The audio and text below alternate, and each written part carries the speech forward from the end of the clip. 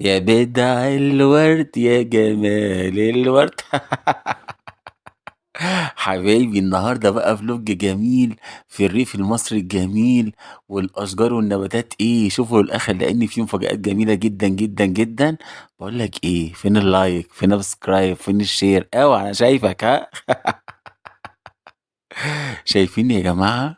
فلوج بجد جميل جدا. شايفين بجد جمال الشجر، جمال الأعشاب، الشجر اللي هي البعيد اللي هناك دي، شايفين جمالها بجد تحفة تحفة تحفة.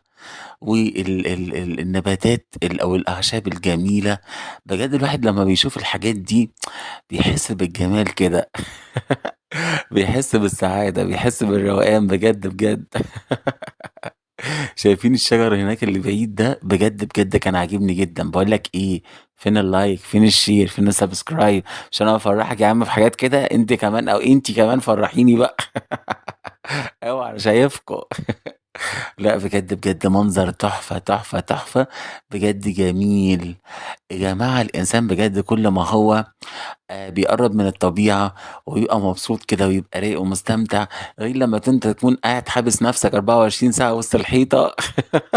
او بجد على على الموبايل او الحاجات دي. انا بعشق الريف. شايفين التفاصيل الجميلة، شايفين الجمال. ولسه بقى قدام هتشوفوا دلوقتي بعد شوية في واحد كده هتلاقوه ايه، قاعد بقى اهي. شايفين الخيمة اللي هناك دي؟ الله جميلة قوي بجد تحفة. خيمة جميلة بقى، وواحد جاي هنا بعربية بقى بحمار بكده، وقاعدين بقى كلهم ايه في روقان كده ودماغهم. بص بقى شايفين، حتى انا كنت بكبر الصورة هنا. شايفين بجد جمال الخيمة. دي عبارة عن ايه بقى، واحد جاي كده مع اولاده، وقاعدين هنا بقى ايه، وقاعدين في الخيمة كده وحاسين بالجمال. يا جماعة هو الانسان لما يكون في مكان زي كده هتعوز انت ايه تاني من الدنيا يعني؟